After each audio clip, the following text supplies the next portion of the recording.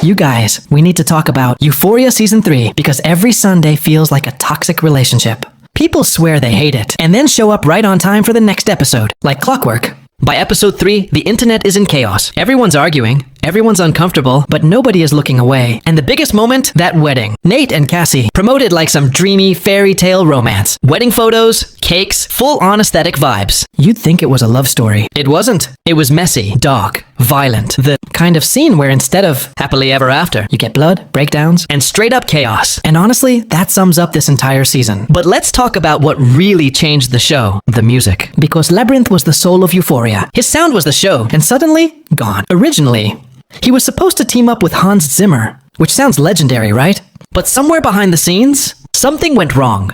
Labyrinth pulled all his work, started calling out the industry, said he wouldn't let people treat him badly, and just like that, the vibe of the show shifted completely. Now fans are noticing it, scenes feel off, music feels random. One moment that was supposed to be. Powerful had people saying it sounded like something out of The Little Mermaid instead of Euphoria, and when the music stops hitting in a show like this, everything feels different. But here's the wild part. Even with all the criticism, people are still watching, not loving, not enjoying, watching, hate watching. It's so bad. See you next Sunday. That's literally the vibe, which brings up a bigger question. Does HBO even end the show if the numbers are still high? Because officially, they've only said season finale. Not series finale. Even though Zendaya has hinted this might be her last season. And let's be real, what is Euphoria without Rue? If she's gone, what's left? Nate? Cassie? That's a completely different show. And then there's the controversy. People are calling out creator Sam Levinson for pushing things too far this season.